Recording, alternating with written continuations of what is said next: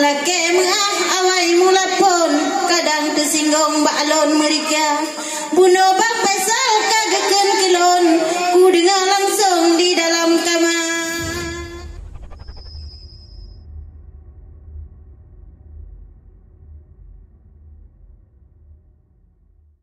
Faisal ganteng pak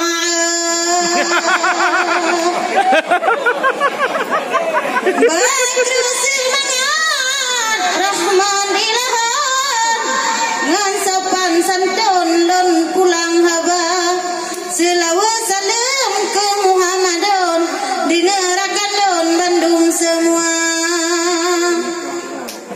Lon laki mengah awai mula pun kadang tersinggung baklon mereka.